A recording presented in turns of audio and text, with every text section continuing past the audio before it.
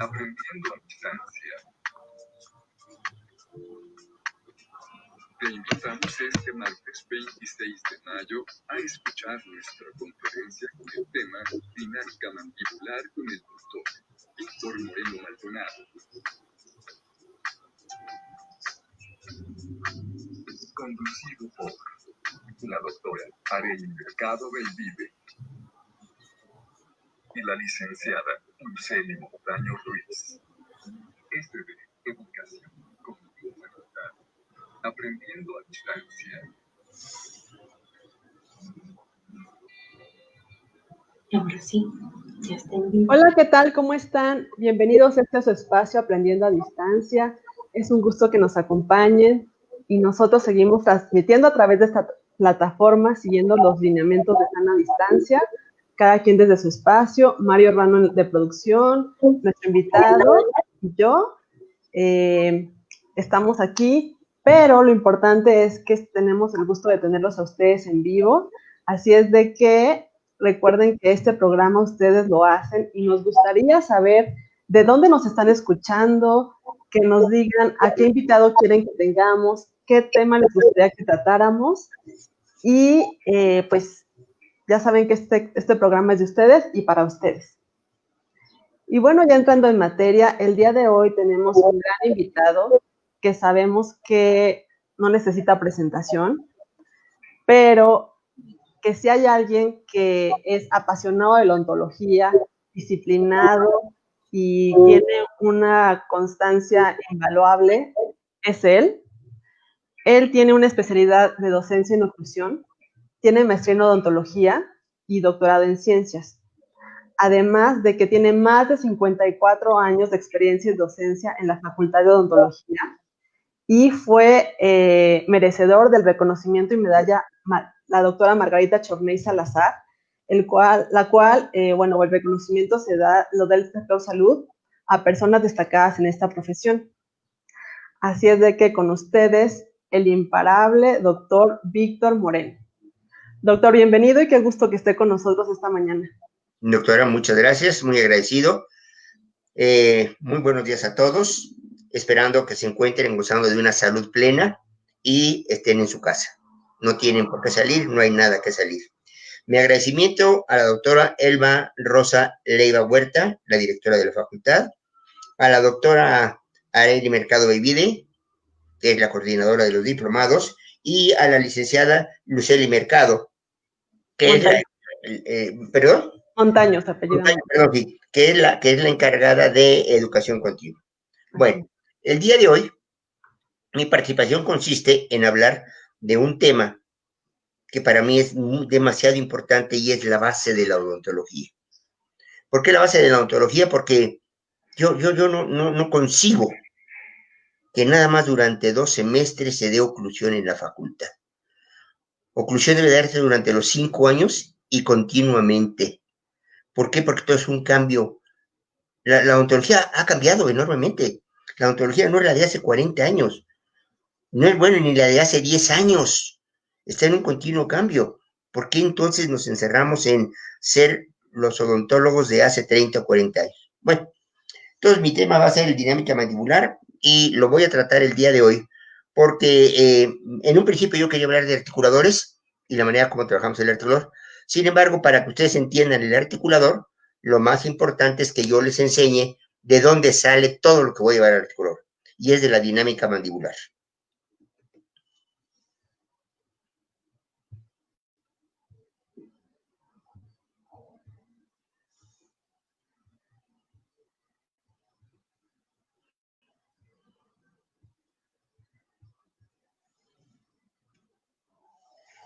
La dinámica mandibular,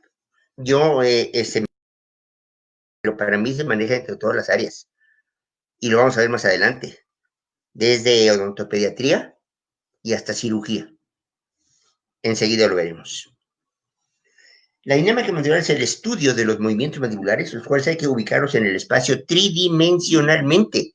No es nada más hablar de que si se mueve o no se mueve, desde qué lado estás viendo a la mandíbula, cómo estás viendo que se mueve, en dónde estás viendo que se mueve.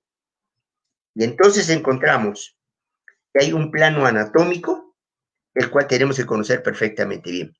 Es una superficie bidimensional que se extiende infinitamente en todas direcciones. La palabra plano hace referencia a un concepto abstracto, ya que en realidad no existe así como plano. Existen 3 planos anatómicos que coinciden con las 3 dimensiones del espacio y se caracterizan por ser perpendiculares entre sí. Cada uno de ellos contiene a 2 ejes anatómicos. El plano horizontal o transversal, que pasa a través del cuerpo siguiendo los ejes transversal y sagital.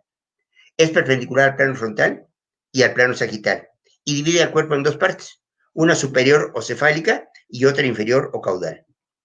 Ahí lo tienen ustedes. Cómo dividimos al cuerpo en 2 y entonces cómo podemos yo, desde el punto de vista oclusal, ver a la mandíbula. El plano sagital o medio es un plano vertical que pasa a través del cuerpo, siguiendo los ejes longitudinal y sagital, y divide al cuerpo en 2 partes, una parte derecha y otra parte izquierda. ¿Lo vemos? Entonces ahora a la mandíbula yo la voy a ver ¿de qué lado? ¿Del lado derecho o del lado izquierdo? Y por último, el plano frontal.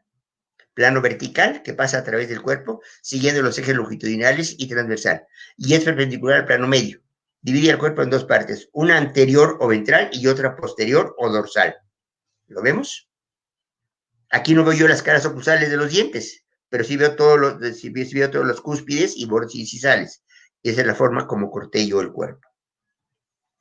El eje anatómico es una recta imaginaria con una determinada orientación que atraviesa al organismo en algún lugar específico y alrededor del cual se ejecuta algún movimiento particular. En los organismos se pueden establecer 3 ejes anatómicos principales que se caracterizan por ser perpendiculares entre sí, silla, que representan a las 3 dimensiones. Ahí lo tienen ustedes. Vean ustedes la mandíbula y tiene 2 ejes verticales, de arriba hacia abajo. 2 ejes sagitales, de atrás hacia adelante. Y un eje horizontal, que es el que nos va a basar en cómo movemos la mandíbula. El eje horizontal, también conocido como eje intercondilar o eje de bisagra. Cuando este eje se encuentra en la posición más superior, posterior y media, lo repetimos continuamente, esa es la relación céntrica. La parte más superior de la cavidad glenoidea, la parte más posterior y media de la relación céntrica. Este es el concepto que se tenía hace muchísimos años. Actualmente, el concepto es parte más superior, anterior y media. No es la parte posterior, es la anterior. Sin embargo, esto lo tengo yo desde hace 30 o 40 años. La mandíbula puede efectuar un movimiento puro de rotación. Lo vamos a ver nosotros. Y todo el día lo estamos haciendo. Deglutimos la saliva y volvemos a ir a la posición. Pero no abrimos la boca 10, 12, 15 minutos. No. Apenas es un movimiento ligero. Deglutimos y volvemos a caer en posición de reposo. Movimiento de protección en el plano horizontal. Se puede observar las contracciones de los músculos pterigoideos externos, lo pueden ver ustedes a la derecha, que provocan la trayectoria bilateral condílea hacia abajo y hacia adelante. Y entonces, lo que tengo yo que tener cuidado es que mi cúspide mesiopalatina del molar superior siga el surco central de desarrollo, como lo podemos ver en esa diapositiva. El movimiento de protección en el plano vertical se observa un deslizamiento del cóndilo sobre la eminencia articular, rotando y trasladándose. El primer cuadrito del lado izquierdo. Número 2, el trayecto del surco de desarrollo del molar inferior contra la cúspide mesiopalatina del molar superior. El segundo cuadro. El tercer cuadro nos dice que es el trayecto del canino inferior. Y el cuarto cuadro es el trayecto de los incisivos inferiores en la concavidad palatina de los incisivos superiores, hasta llegar al borde palatino. La rotación es un movimiento de los cóndilos alrededor de un eje. Y este movimiento se realiza en la porción inframeniscal, o sea, entre lo que es el disco y el cóndilo de la mandíbula. La traslación es el movimiento de la mandíbula, en el cual todas sus partes se mueven en la misma dirección y a la misma velocidad. Este movimiento se lleva a cabo en el compartimento superior o suprameniscal, entre el disco y la cavidad glenoidea. Entonces, vean ustedes la diferencia que hay entre A y B, rotación, y B y C, traslación. Esto es lo que vamos a captar nosotros cuando hacemos las tomas de impresión de los movimientos mandibulares para llevarlos al articulador y ajustarlo a eso que me dio el paciente. A algo que el paciente es del paciente, no lo estoy inventando yo.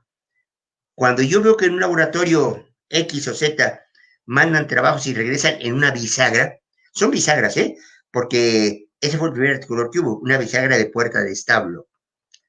Y bueno, ¿qué le devolvieron? Ni siquiera a la altura, porque yo no sé si la famosa mordida, que no es una mordida, es una relación interdentaria, fue tomada con un material que ejerciera cierta presión sobre las caras oclusales. La tomamos con cera, y el paciente al aplastar la cera la lleva hacia distal o hacia mesial, hacia bucal o hacia lingual, a donde él la quiere, y no tengo una relación exacta. No es un material para tomar una relación interdentaria. Y el eje sagital. Vean ustedes cómo está situado de adelante hacia atrás en cada cóndilo. Por lo que tanto existe un eje sagital derecho y un eje sagital izquierdo. Cuando la mandíbula es lateralizada, esta se dirige hacia abajo sobre el eje sagital del lado de abajo. Ahora vamos a llamarlo, en este momento, en este cuadro, a la parte que está en la figura del lado izquierdo de ustedes, es el cóndilo de balance. Y el cóndilo del lado derecho será el cóndilo de trabajo. Aquí se lleva a cabo la mediotrusión en la parte del lado izquierdo y la laterotrusión en la parte del lado derecho. Mediotrusión porque hace un solo movimiento, hacia el medio, hacia abajo y adelante. En tanto que el lado de trabajo, como vamos a ver más adelante, son 9 diferentes posiciones. Los ejes verticales. Uno en cada cóndilo, situados en posición de arriba hacia abajo, y alrededor de ellos se efectúan los movimientos laterales, cuando le corresponde el lado de trabajo.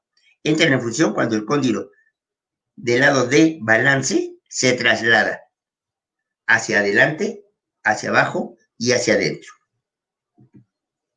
La transtrucción, el plano sagital, denominación relacionada y acorde con estudios de movimiento mandibular.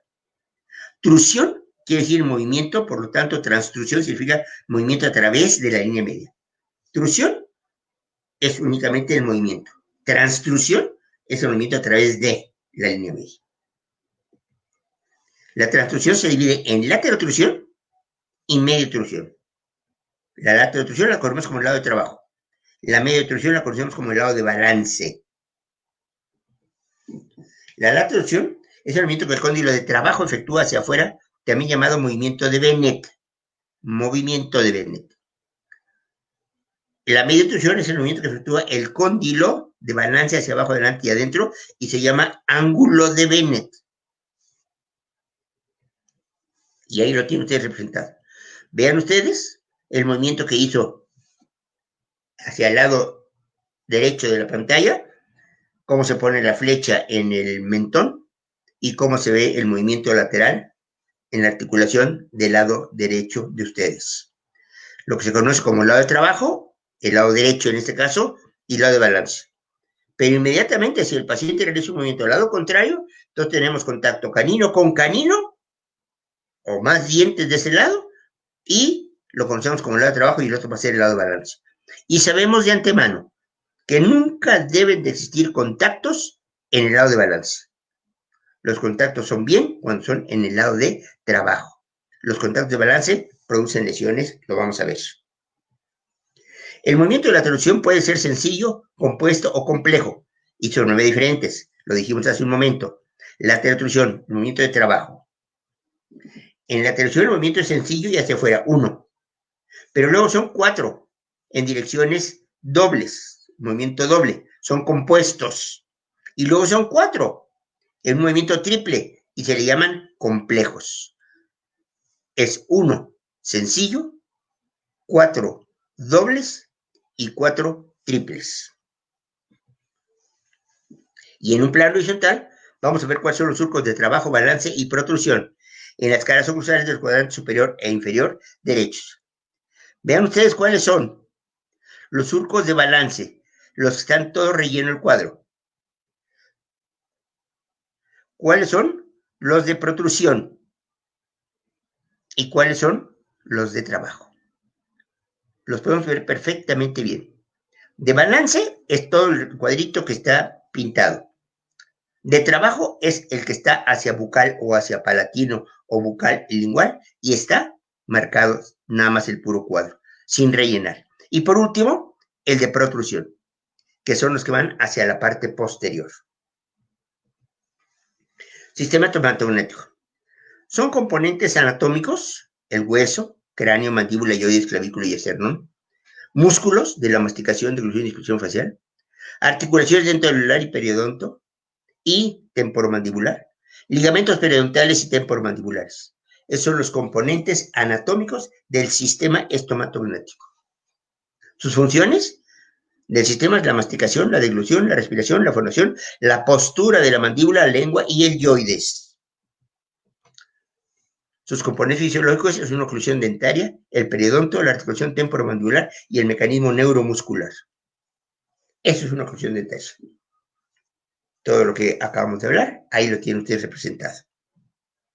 El periodonto es un tejido de protección y sostén del diente. Se compone de encía, ligamento periodontal, cemento y hueso alveolar. La articulación temporomandibular.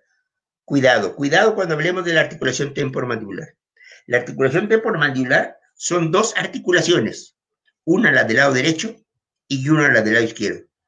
¿Por qué? Porque a veces preguntamos, ¿cuántos cóndilos tiene la articulación temporomandibular? Tiene dos, derecho e izquierdo. La articulación temporomandibular es la derecha o es la izquierda. No son las dos en conjunto. Si yo quiero hablar de la articulación cráneo-mandibular, entonces yo veré que tengo 4 cóndilos.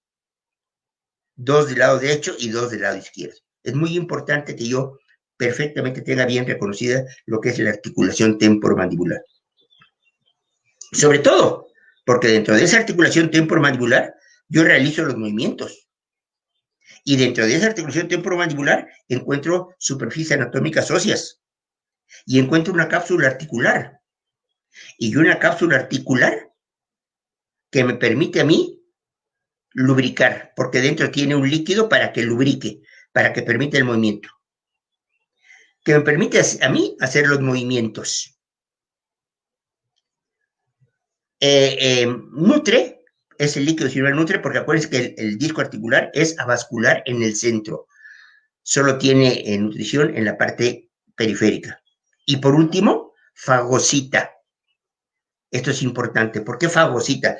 ¿Por qué? Porque esa articulación temporomandibular es una continua remodelación. Ahorita lo explicamos más adelante. Perdón. Entonces, el sistema neuromuscular está formado por músculos y estructuras nerviosas. Estas últimas se encargan de recibir y mandar una diversidad de estímulos al cerebro, en el que se integran estos estímulos y por medio de vías eferentes regresa una determinada reacción al sistema muscular. Los músculos son estructuras anatómicas muy importantes en el estudio de la oclusión. Van a activar los movimientos mandibulares y por lo tanto es necesario entender la relación de la acción temporomandibular con cada uno de los músculos masticadores, los suprayoideos, los infrayoideos y los músculos posteriores. Aquí tienen ustedes esta. Los músculos activan el movimiento mandibular. Los ligamentos limitan el movimiento mandibular. Las superficies óseas articulares guían el movimiento mandibular y las superficies oclusales de los dientes detienen el cerrado mandibular.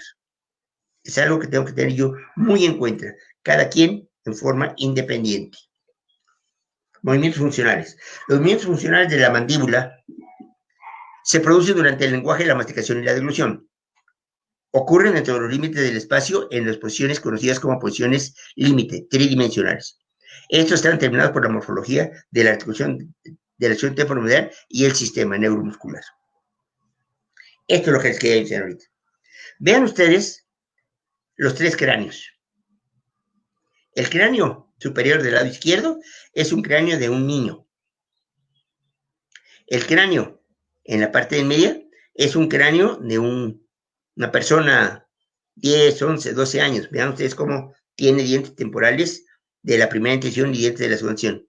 Y el tercero es un adulto. Sin embargo, vean la diferencia que hay en la articulación temporomandibular.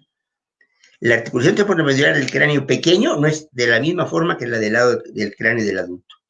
¿Por qué? Porque es la última articulación del organismo que acaba de formarse, que termina de formarse. ¿Cuándo? En la segunda década de la vida. Hasta ahí se forma. Y hay una continua remodelación siempre. ¿Por qué? Articulación temporomandibular de derecha a izquierda, relación ligamentosa, oclusión en tensión permanente. Ahí la ven ustedes. Sistema neuromuscular, la corteza cerebral es el aparato receptor que analiza e integra los estímulos que llegan. De esta manera, el sistema nervioso queda enterado de la posición morfológica y fisiológica de la mandíbula. Analizado e integrado los estímulos de la corteza cerebral, emite impulsos eferentes que a través de las fibras motoras, que uniéndose con los músculos de trabajo, provocarán una determinada reacción al movimiento mandibular. 5 son los factores de los movimientos mandibulares y su relación con la morfología oclusal. Primero, la posición inicial, que es la céntrica. Tipos de movimiento, rotación e interrelación. Dirección de movimientos planos, grado de movimientos y la importancia de los clínica de los movimientos. Esto lo podemos ocupar para el articulador nosotros. Posición, relación céntrica. Ahí la tienen ustedes. Es una posición, la relación céntrica es una posición estable y es reproducible. Ahí está. Relación céntrica arriba del lado izquierdo. Oclusión céntrica en medio, en un plano sagital. ¿Por qué necesito yo conocer los planos? Para ver cómo la voy a ver. La voy a ver de frente, de lado o de arriba. 5 factores de movimientos mandibulares. Tipos de movimiento de rotación y interrelación. Ya los vimos. Y entonces sabemos que el movimiento de un cuerpo alrededor de su centro de la rotación y translación es un movimiento de un cuerpo en el que todos los puntos se mueven en la misma dirección y a la misma velocidad. Y es por esto que esta articulación se conoce como una articulación gínglimo-artroidal. Es la única articulación del organismo que hace esos movimientos de rotación y translación. Movimiento de rotación en el plano sagital. Es un movimiento de los cóndilos alrededor de los ejes. También se le denomina movimiento de bisagra o movimiento de apertura y cierre. La rotación de los cóndilos se lleva a cabo en el compartimento inferior o inframeniscal. Ya lo habíamos hablado. Vean dónde se encuentra la articulación. Vean dónde se encuentra la posición de los dientes, apertura mínima. Y por último, vean la relación cúspide-fosa. Visto en un plano frontal, lo podemos apreciar. Vean dónde está la cavidad glenoidea y dónde está el cóndilo. Vean dónde está la cúspide mesiopalatina. Y vean toda la mandíbula del paciente. En movimiento de relación o plano sagital, la translación es el movimiento de la mandíbula en el cual todos sus pares se mueven en la misma dirección y a la misma velocidad. Se llevan a cabo en el compartimento superior o suprameniscal. Lo habíamos visto. Vean dónde se encuentra el cóndilo. No está igual que cuando estaba en la céntrica. Ya está mucho más adelante y abajo. Y vean la separación que hay entre los dientes ahora. 5 factores de los movimientos mandibulares. La dirección del movimiento en los planos. ¿Cuáles son los planos? Los tenemos visto. El frontal, el horizontal y el sagital. Así vemos a la mandíbula. En el plano horizontal, caras oclusales. En el plano sagital de lado. Y en el plano frontal de frente, bordes incisales. Relación céntrica y oclusión céntrica. La relación la tienen del lado izquierdo arriba, el cóndilo. La oclusión céntrica la tienen en las cúspides. Bucal inferior, palatina superior. La relación céntrica y la oclusión céntrica. Vean cómo está ahora en el plano horizontal. Yo puedo ver perfectamente en mi cara oclusal donde el punto rojo debería caer la cúspide palatina, de acuerdo a la anatomía de la articulación temporomandibular que puedo ver arriba y del lado izquierdo. El grado de movimiento. Ahí lo tienen, rotación y traslación. Movimiento anteroposterior en un plano sagital. Movimiento próximo, ¿qué fue lo que pasó? Vean la línea roja sobre la cara oclusal del molar. Importancia clínica de los movimientos. Vean ustedes estas fotografías, este diagrama. Vean ustedes dónde se encuentran los cóndilos dentro de la cavidad glenoidea. Pero vean una cosa muy importante. La anatomía del cóndilo del temporal. No es la misma. Vean ustedes cómo tiene rojo más bajo y mucho más pronunciado. La altura de las cúspides es la misma. Entonces, a la hora que yo estoy trabajando en un articulador y tengo registrado perfectamente bien lo que es la relación anatómica, cóndilo, cavidad glenoidea, y sé que perfectamente cuál es la posición que tiene para hacer sus movimientos, entonces puedo saber yo qué altura van a tener mis cúspides, qué profundidad van a tener mis surcos. Vean ustedes, la pared superior de la cavidad glenoidea. Vean ustedes, el movimiento de trabajo se realiza a través del brazo externo de la cavidad glenoidea. Vean la diferencia de los brazos. Entonces, automáticamente pueden ver también la diferencia de la anatomía de las caras oclusales. Para eso nos va a servir el articulador. Para que si yo tuve el registro de medio obtrusión, ya sé que tengo el ajuste y entonces cómo tengo que hacer para ajustar esto. Claro, esto lo puedo hacer mucho más sencillo en un articulador ajustable. Sin embargo, nos dice algo, un concepto que tienen de los articuladores. Una bisagra nos da a nosotros el 20% del trabajo que hizo el laboratorista y el 80% lo tenemos que hacer en el sillón dental. ¿Cuándo? Acuérdense, ¿cómo la siente? Un poquito alta. ¿A dónde? Tengo que tomar un papel articular, no mayor de 40 micras, y hacer que el paciente cierre en céntrica. Y ver dónde queda el golpe. Y hacer el desgaste selectivo. No una piedra montada gruesa para borrar toda la cara. No, no, no, no. Sino que el paciente tenga la relación correcta del cóndilo en la pared externa para que pueda ver cómo desarrolla y cómo sale desde céntrica hasta excéntrica para que me dé o trabajo o para que se pare perfectamente en balance. Ahí lo ven ustedes. ¿Qué registramos con un articulador semiajustable? Decíamos, perdón. Entonces, en el articulador semiajustable, el articulador me da el 80% y yo tengo que hacer en el sillón dental el 10%, el 20%, perdón. Y el totalmente ajustable me da a mí el 90% y yo tengo que hacer el 10% en el sillón dental. ¿Por qué? Porque recuerden que nuestros trazos son neuromusculares. Entonces, si yo mandé una información, con qué presión la mandé y la recibió el cerebro y cómo me respondió con una vía diferente, si tenía que hacer esto o aquello. ¿Por qué? Porque depende cómo lo haga el paciente. Entonces, vean ustedes en este momento que la trayectoria que debe seguir el cóndilo de balance, medio obtrusión, dependiendo de las variaciones, inclinaciones y curvaturas de la pared interna, las diferentes inclinaciones de este trayecto condilo influyen en la altura de la cúspide. Entonces, esto, en un articulador semiajustable, lo voy a tener siempre. El movimiento de lateralidad. El movimiento de explosión también lo voy a tener registrado y voy a ver la concavidad de la cavidad glenoidea. Lo que no voy a tener nunca en el semiajustable es el movimiento de trabajo. Sin embargo, lo puedo tener con un articulador totalmente ajustable. Nada más que si tienes 300, 400 o 500 mil pesos, lo puedes comprar. De otra forma, no encuentras un articulador en el mercado. Vean ustedes lo que es la pared posterior de la fosa articular. Vean los diferentes labios, la posición que tienen, el que está verde.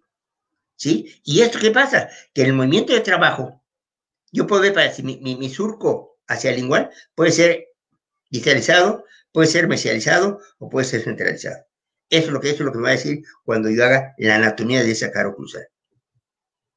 Movimiento del lado de trabajo en el plano sagital, ahí lo pueden ver ustedes, hacia la parte externa en 9 diferentes posiciones.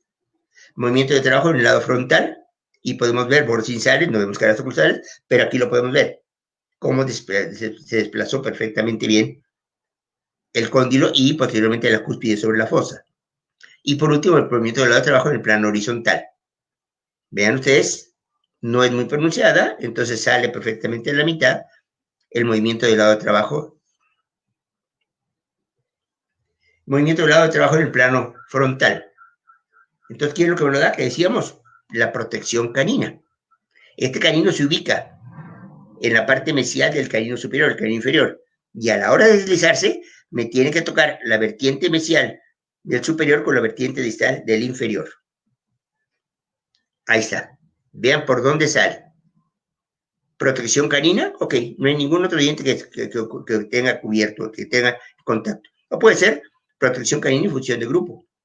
y contar con los premolares. El primer molar parte de él, hasta distal del primer molar. Lo demás desocluye totalmente.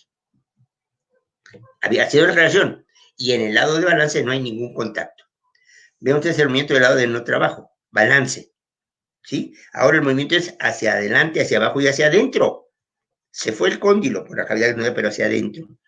Y entonces esto es lo que me da esa angulación del labio, de la pared interna de la cavidad glenoidea, que aparte no es tomar el registro a 1 centímetro, no. Con que yo hago un movimiento de 3 a 5 milímetros, logro captar la concavidad que tiene esa pared interna de la cavidad glenoidea, porque posteriormente es recta.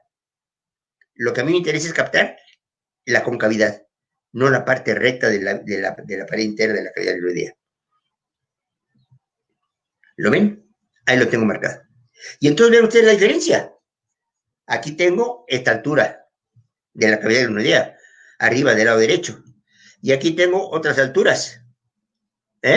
Y entonces, ¿dónde debo hacer el surco? Si es muy abierto, lo tengo que hacer en B. Si es más cerrado, lo tengo que hacer en A. Y estos son movimientos compuestos, la relación cúspide-fosa. Ahí tienen ustedes lo que es el contacto de la cúspide palatina con la parte inferior, el movimiento explosivo, el movimiento de trabajo azul y el movimiento de balance verde. Ahí están representados los movimientos, la composición de los movimientos, cúspide fosa y relación de la cavidad glenoidea. La guía anterior es la relación céntrica en un plano sagital. Es la relación céntrica de concavidades palatinas superiores y los bordes insulares inferiores, de inciso lateral a inciso lateral. No hacen contacto, debe existir un espacio virtual, que dicen que nunca deben de estar en contacto los dientes inferiores con los superiores. ¿Por qué? Acuérdense ustedes, cuando un paciente hace demasiado contacto, a la hora que desliza el inferior, va desgastando el borde insal del inferior y la cara palatina del superior. Y entonces llega el momento que llega el paciente al consultorio y tiene un gran desgaste en la cara palatina y un gran desgaste en el borde insal. Podemos ver hasta 3 colores, blanco, amarillito y un puntito en el centro. ¿Qué quiere decir? Que ese diente ya se desgastó. Y si así se desgastó el diente, también la articulación temporomandibular se tuvo que desgastar. ¿Pero qué pasó con ese desgaste? ¿Dónde se quedó eso? Entonces, ¿se trabó la articulación? No. La articulación sigue funcionando porque el líquido sinovial fagocita. El líquido sinovial se va eliminando todos esos elementos que se van remodelando. No se ha hecho el estudio. Claro, yo desearía que lo hiciera una persona de ustedes joven. A los 20 años, 25, tomen la radiografía de una articulación temporomandibular de alguien al que conozcan y tómensela cuando tengan 60, 70 años y van a ver que no son iguales las articulaciones. Cambiaron. ¿Por qué? Porque es una articulación que está en una continua remodelación. La relación céntrica y la opción céntrica en un plano sagital. Vean dónde descansa el canino, dónde está la cavidad glenoidea y dónde están los dientes. La relación céntrica y la opción céntrica en un plano frontal. ¿Sí? Vemos el canino por la parte bucal superior y la cúspide del canino inferior por la parte lingual. Pero no podemos ver más porque recuerden que es de frente, como lo estamos viendo. La relación oclusal céntrica en un plano sagital, ahí lo tienen ustedes. Y vean la separación que existe. En oclusión céntrica están en contacto los molares, pero los incisivos no tienen contacto. Y es algo que el paciente tiene que saber. Es que sabe que no puedo comer porque mis dientes no chocan los de frente. ¿Y quién dijo usted que los dientes de frente son para comer? Los dientes de frente con un movimiento protrusivo puede ser que corten, pero no pueden triturar el bolo alimenticio. Relación y oclusión céntrica. Ahí lo podemos ver. Relación, cóndilo, cavidad glenoidea, oclusión céntrica, molares y canino. Ahí tienen ustedes lo que es el lado de trabajo y el lado de balance. Del lado izquierdo está el lado de trabajo. El cóndilo se va a deslizar por el labio externo de la cavidad glenoidea. Y el cóndilo de balance se va a deslizar por la concavidad de la pared interna de la mandíbula. Protrusión en un plano sagital, lo podemos ver perfectamente. Vean cómo salió el diente de la cara palatina hacia adelante y cómo se deslizaron y fueron separándose los dientes subposteriores. Es ocasionado por el descenso de los dientes anteriores e inferiores contra las superficies palatinas de los dientes superiores, resultando en un movimiento hacia abajo de la mandíbula para la separación de los dientes posteriores. La guía anterior, ahí la tienen ustedes perfectamente bien marcada. La inclinación de la eminencia articular debe armonizar con la concavidad palatina de los cilios superiores durante el movimiento protrusivo. La producción en un plano frontal, en un plano sagital, se observa el trayecto del canino inferior en la cual su punta se desliza hacia abajo adelante de la concavidad palatina sobre el surco del desarrollo mesial del canino superior. La oclusión normal implica que una persona tiene una oclusión sin ningún estado patológico, contando con esos requisitos: la libertad excéntrica, la estabilidad del trayecto entre oclusión céntrica y la ausencia de interferencia de movimientos excéntricos. Esto es una oclusión normal. Ahí la ven, la relación de los dientes y la relación del cóndilo y el disco articular y la cavidad glenoidea. Oclusión céntrica es la posición superanterior máxima de los cóndilos en las fosas articulares, donde se apoyan contra las paredes posteriores de las eminencias articulares, con los discos articulares interpuestos, logrando así la máxima intercuspidación. La relación céntrica es un término que se mantiene en constante cambio, que puede dividirse en tres grupos: operacionales, anatómicos y ortopédicos. Perdón, lo tapa el renglón, pero son ortopédicos. Anatómicamente, la relación estructural óptima de la mandíbula en el cráneo, según los términos prostodónticos, es la relación máximo-mandibular en la cual los cóndilos articulan con la porción articular más delgada de su disco introspectivo en la posición anterosuperior contra el hombro posterior de la eminencia articular. ¿Ya vieron cómo lo cambiaron ahora? Ahora nos hablan de antero-superior, no postero-superior. Esa es la relación céntrica. Oclusión ortopédica operacional: el cóndilo se sentará en la fosa de un disco articular interpuesto si no está comprometido. Se determina por los músculos mandibulares durante la función. Por ejemplo, la compresión o carga funcional de las estructuras articulares durante la masticación y la deglución. La oclusión morfológica se denomina así a la descripción morfológica que incluye todo un conjunto de relaciones dentarias o de bases esqueléticas. Estas relaciones se caracterizan por ser responsables de relaciones desfavorables en las bases esqueléticas: superposiciones horizontales o verticales nocivas de los gingivos, relación cruzada anterior o posterior y apilonamiento pasivo de los dientes. Pero es una oclusión normal. Acuérdense bien que estamos hablando de oclusión normales. Otros hábitos funcionales en la succión y la deducción pueden causar una relación abierta anterior o posterior unilateral. Por último, los factores dentarios torujales pueden conducir a inclinaciones, sobreopciones o rotación de los dientes adyacentes y sobreopción de los mismos. ¿A qué se debe una oclusión morfológica? Esto se da de acuerdo a la forma y los hábitos de cada persona. Este tipo de oclusión suele deberse a discrepancias hereditarias de la base esquelética, hábitos disfuncionales en la dilución y succión, o factores locales dentales como pérdidas dentarias, se mesializan, se disalizan, se bajan, se suben los dientes, o tratamientos odontológicos mal planeados. ¿Cuánta culpa tenemos nosotros de los problemas oclusales que hay? Porque hemos hecho tratamientos inadecuados para el paciente. Vean ustedes, ¿sí? Es una oclusión morfológica. No es una muy buena relación de dientes. Véanlo. ¿Dónde están los caninos inferiores? Sin embargo, vean ustedes, hago un movimiento progresivo y ¿qué contactan? Los anteriores nada más. Y hago un movimiento lateral del lado de abajo y vean, canino y premolares. Del otro lado no se contacta nada. Y hago un movimiento del lado contrario y veanlo, canino y posteriores. Del otro lado no contacta nada. Vean este paciente. Vean la gran abrasión que tiene en todos los dientes. Ya montado en el articulador, ya ven el tamaño y la altura de los molares, los movimientos de lateralidad. Resulta que el canino toca con el central. Perdón. Vean cómo se dibujamos con un lapicito para que vean ustedes bien todos los desgastes que había. Y es el paciente. ¿El parodonto está enfermo? ¿Hay caries? Es una oclusión normal. Oclusión orgánica es aquella en la cual los cóndilos están en su posición más superior, anterior y media de las cavidades glenoideas. Relación céntrica. Y cuando se lleva a cabo el movimiento excéntrico, los contactos dentarios serán relegados a los dientes anteriores, fuera del ciclo masticatorio. Una oclusión orgánica debe ser, ante todo, una oclusión estable, consolidada a través de las uniones de oclusión de los dientes posteriores. Solo es válida si va acompañada de una correcta alineación tridimensional. ¿Se acuerdan? Sagital, frontal y vertical. una posición retrógrada de contacto es la posición de la mandíbula cuando es llevada voluntariamente a la posición muscular de contacto, elevada hasta el contacto incisal. Esta posición está determinada por los dientes y constituye un estado fisiológico en la mayoría de los dentados naturales. 90%, por lo que no es patológica, siempre y cuando el primer contacto sea posterior bilateral y simultáneamente de la misma intensidad. Al apretar los dientes, va a llegar a un punto máximo intercuspidio y va a haber un desplazamiento máximo de 1 milímetro, sin componente lateral. ¿Cuál es esto? La céntrica larga. Deslizamiento céntrico. Desplazamiento de la mandíbula desde la posición retrógrada de contacto de la posición máxima intercuspidia.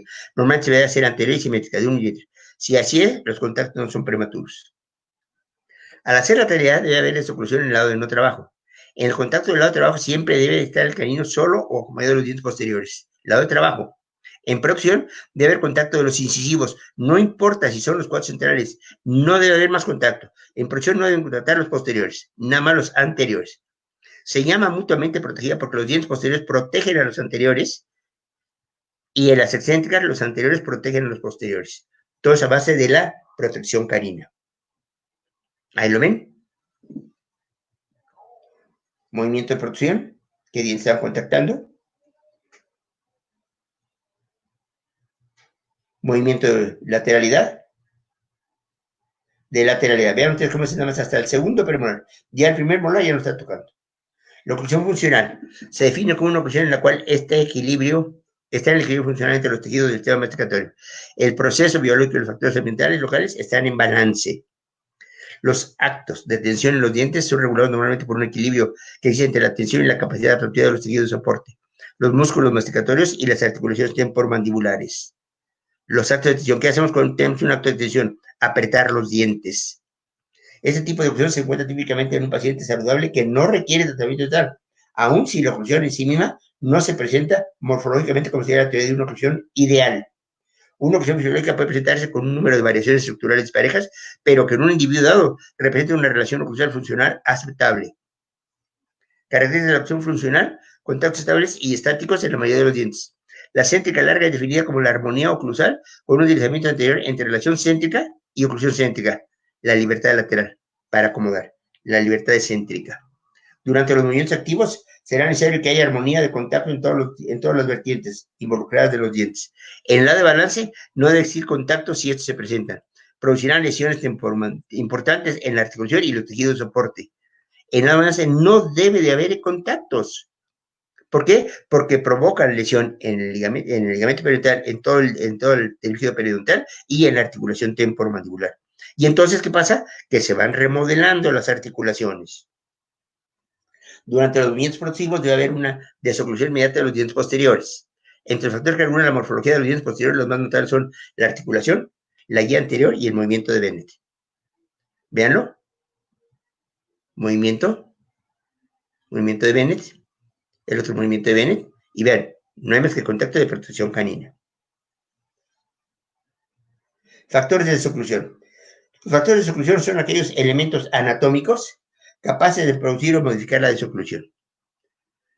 Según su ubicación, anteriores, intermedios y posteriores. A los anteriores se les conoce como guía anterior.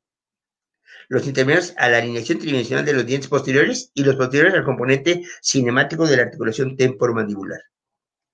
Según su comportamiento se clasifican en fijos y variables. Los fijos son aquellos inherentes al paciente y pertenecen a la morfología de la articulación temporomandibular. Los variables son aquellos que el profesional puede modificar a través de un procedimiento de rehabilitación bucal, en dientes anteriores y en dientes posteriores. La trayectoria condilia va a designar el grado de curvatura e inclinación. Se afirma con frecuencia que donde va el cóndilo van los dientes, por lo que un movimiento progresivo, un cóndilo que descienda más de acuerdo a la trayectoria de la cavidad glenoidea, producirá una mayor desoclusión que otro cuya trayectoria no es de la misma inclinación. En el movimiento de transtrucción quedan involucrados los movimientos de laterocción y el movimiento de remediostrucción. El primero corresponde al lado de trabajo y el segundo al lado de balance, ya lo habíamos hablado. Ahí tienen ustedes, el movimiento de mediostrucción es uno solo y hacia adelante, abajo y dentro. De ahí su nombre de mediostrucción y va hacia la línea media. El movimiento de laterocción puede ser sencillo, compuesto, complejo, y son 9 diferentes posiciones. La laterocción se puede ser regulada por la anatomía de la eminencia articular, por el labio interno y por la pared posterior de dicha eminencia. La laterotrusión siempre se puede llevar a cabo antes de que el cóndilo rote, después de rotar o al mismo tiempo que rota. En las retracciones dobles y las complejas, el comienzo y la terminación de los movimientos rotatorios hacia afuera y hacia los lados puede efectuarse antes de que comience la rotación del cóndilo, acompañarse de rotación por parte del trayecto, puede acompañarse de rotación en todo el trayecto y puede rotar cerca del final del movimiento lateral. A eso se le conoce como regulación, es decir, grado de movimiento tomando en cuenta el espacio y tiempo y dirección. La transducción varía de diferentes maneras, de un paciente a otro, en cantidad, en dirección y en dirección, en cantidad, en dirección y en dirección vertical, de acuerdo a la anatomía del labio externo de la cavidad glenoidea. El conocimiento de los movimientos nos ayuda a determinar la altura de las cúspides y la dirección de crestas y surcos. Ahí lo ven ustedes, en un plano frontal. Vean ustedes las diferentes características de la anatomía de los dientes, pero vean las características del labio externo, de la cavidad glenoidea, en el lado de trabajo. Movimiento lateral del lado de trabajo. Es un movimiento de lateral y podrá desplazarse en el sentido vertical, hacia arriba o hacia abajo. También podrá desplazarse en el sentido antero-posterior, en cuyo caso, cuando se desplaza hacia adelante, hará un movimiento de latero-protrusión, y cuando se desplaza hacia atrás, hará un movimiento de latero-detrusión. El lado de trabajo, cuando la medimos, se desplaza hacia un lado, derecha-izquierda, en este lado contactan los cúspides bucales, realmente hay contacto de cúspides con surcos intercuspídeos. Las caras de igual nombre son tangentes a un mismo plano vertical. Lado de trabajo. El efecto que produce el movimiento de subtrusión al llevar el cóndilo de trabajo será transferido con mayor magnitud a los dientes más próximos de los molares inferiores, que es lo que acompaña este desplazamiento. Este efecto compromete la desoclusión de este sector. El lado de trabajo, por el contrario, un movimiento de detrusión, el cóndilo de trabajo desciende y este descenso está acompañado por la unidad de oclusión, lo que facilitará el efecto desoclusivo. Veamos ejemplos, decimos que la subtrusión y la detrusión tienen un verdadero sentido vertical, que además de influir en la desoclusión de los sectores molares, actuaría en forma directamente proporcional sobre la posibilidad de usar distintos grados de alturas cuspídeas. El balance en trabajo se le conoce como ángulo de Bennett cuando el cóndilo se dirige hacia abajo, en medio y adelante. En su desplazamiento hacia abajo influirá sobre el plano vertical y por lo tanto la altura cuspidea. Su desplazamiento hacia adelante lo hará sobre el plano horizontal y por lo tanto sobre la dirección de los surcos. Se le conoce también como movimiento de Bennett inmediato. Aplica un deslizamiento lateral inmediato en la mandíbula antes de iniciar el movimiento progresivo. La posibilidad de generarlo en las estructuras dentarias se traduce en la pérdida de las contenciones céntricas, lo que hará perder la estabilidad oclusal. La pérdida de contenciones céntricas siempre compromete la desoclusión. El lado de balance simultáneamente en el lado opuesto al trabajo. Existe contacto entre la cúspide bucal superior y la cúspide bucal inferior. Distancia intercondilia. Esto es importante, ya vamos a acabar esta y otra más. A grandes distancias intercondilas corresponden amplias arcadas y viceversa. Al modificarse la distancia intercondilas, se produce una variación en la dirección de los surcos. La distancia intercondila es un factor fijo y su efecto sobre lados de trabajo y no trabajo solo serán observables en los desplazamientos de lateralidad. Y ahí lo tienen ustedes. Vean ustedes. Arriba tenemos una línea roja con 110 milímetros. Eso es lo que mide la relación de un cóndilo en la posición mediana. En el articulador, 110 milímetros. 96 si estuviera en la parte interna o 124 si estuviera en la parte externa. Vean ustedes cómo clasificamos a los cóndilos. A, B y C. Pero ya en la parte inferior, si yo no tengo un articulador, ¿dónde monto esos modelos? Vean ustedes cómo ahora B me quedó en la parte interna y C me quedó en la parte externa. Para que yo no tenga problemas oclusales, la línea transversal de mis caras oclusales debe ser perpendicular a la dirección de la cresta del reborde del suelo. ¿Cómo voy a hacer yo para hacer esa línea perpendicular si yo estoy cambiando la posición de una persona que tiene 124 a una persona que tiene 110? Vamos, y no me da exactamente la distancia intercondilia en la articulación ajustable, pero se acerca mucho. Y entonces ese 20% de que me hablaron es lo que tendría que hacer yo en el sillón dental. Un desgaste selectivo ya restaurado al diente.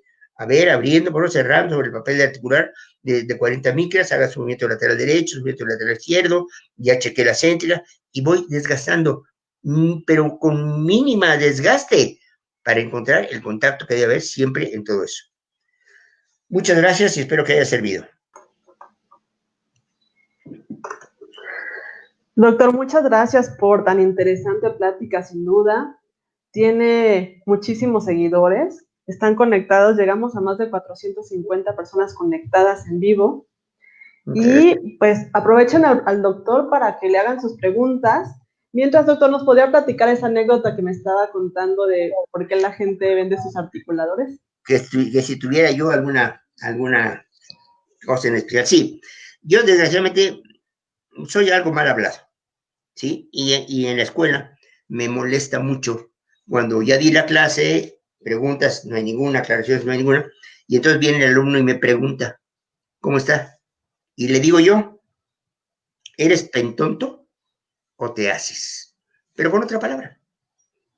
Y créame, se lo juro, que no lo toman a mal los muchachos. Tengo alumnas, también hombres, pero tengo alumnas de más de 30 o 40 años, que me las encuentro en un restaurante, en un lugar, en algún lugar, alguna cosa. Maestro, ¿se acuerda de mí? Perdóneme, no, créame usted que no es grosería, pero son tantas generaciones que he visto. ¿No se acuerda usted que me decía la pentonta? ¿Y por qué? Pues porque puse dientes derechos por izquierdos o superiores por inferiores. Y créame que nunca más volveré a comer ese error. Claro, no la apapaché. El decirle esa grosería no es ofenderla. Por favor, avívate, mamacita. Avívate, compadre. No te voy a estar todo el tiempo junto a ti. Da las cosas porque que tu cabeza esté pensando en lo que estás haciendo. Que no estés en otra cosa y aquí estás haciendo otra cosa diferente. Eso es como soy, como he sido toda la vida. ¿Esa sería la frase que lo caracteriza? Esa es la frase que me caracteriza, pentonto. Palabras. Doctor, y esto que nos estaba comentando, ¿de qué opina de los doctores que luego están vendiendo sus articuladores? Bueno, lo que pasa es que si la persona que está en el articulador no lo sabe manejar, pues ¿qué puede opinar del articulador, no? Que es una bisagra común y corriente. Cuando es un articulador a que se le puede sacar mucho provecho. Yo a un paciente que tengo, le hago su historia clínica, sus radiografías y sus modelos montados en el articulador. Y eso tiene un costo. Si el paciente le doy yo su presupuesto y no le parece, desmonto mis modelos y se los regreso. Con el encerado onatológico con todo eso porque me lo pagó. Pero si le parece, no lo robo. Ese dinero que me dio, se lo tomo a cuenta ya de su tratamiento. Pero no nada más únicamente, sáqueme esta muela, pongo, ¿cómo que sáqueme si no sacar ni poner? ¿Qué es lo que se necesita?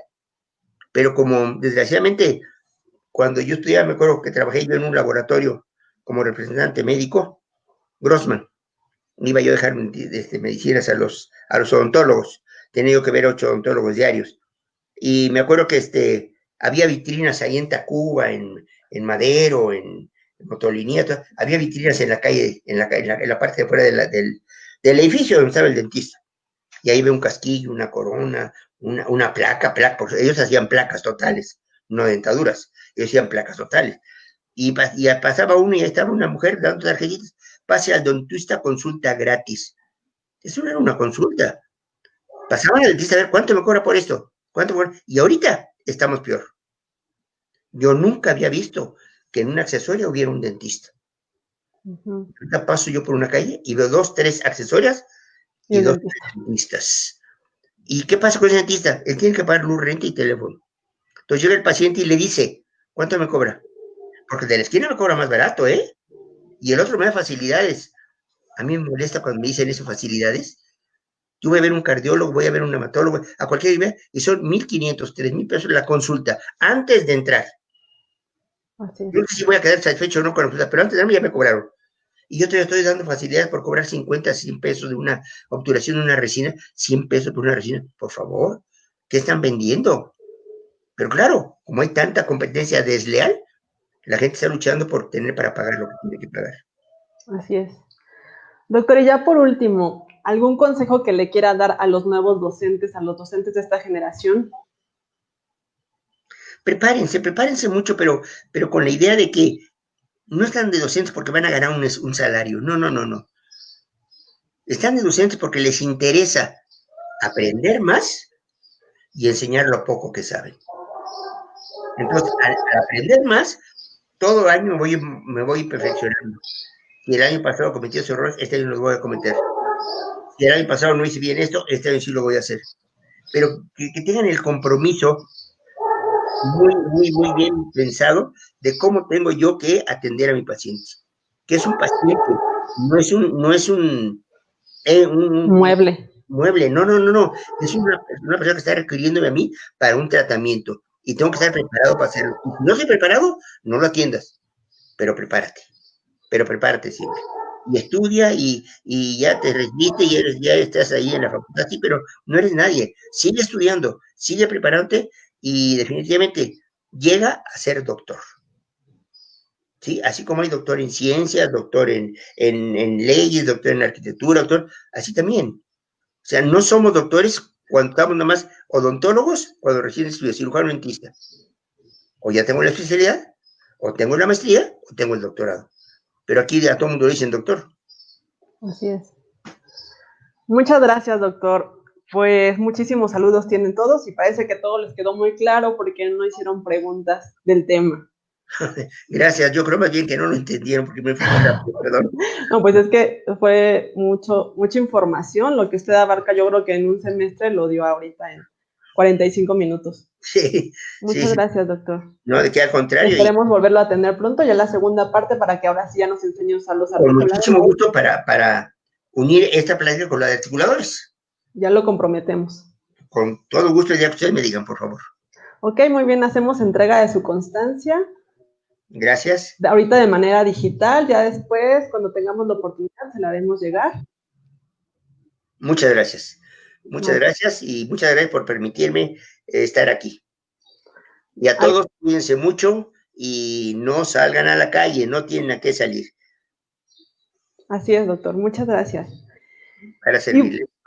Y bueno, les tenemos una invitación a todos ustedes que vamos a tener el foro de periféricas. El foro de periféricas, para quien no sabe, es un foro en el que los alumnos del último año de la carrera de odontología de la UNAM, todos los alumnos presentan sus mejores casos que llevaron a cabo junto con sus asesores y normalmente se hace de manera presencial. Esta vez lo vamos a tener de jueves 28 y viernes 29 de mayo, o sea, ya esta semana, a partir de las 11 de la mañana, los vamos a tener en vivo a través de YouTube. Van a poder conectarse a través de esta página de Facebook y también de la página principal de la Facultad de Odontología. Ahí vamos a tener el link. Entonces, los esperamos para que vean los trabajos que se están haciendo de los alumnos, les echen porras y saluden a sus maestros de las periféricas, a los jefes de enseñanza que estarán también con nosotros en vivo. Eso es todo por hoy. Muchas gracias. Recuerden darnos like si les gustó la plática, compartir. Y ya saben que el real conocimiento está compartiendo todo lo que sabemos. Nos vemos hasta la próxima y quédense en casa y cuídense mucho. Bye.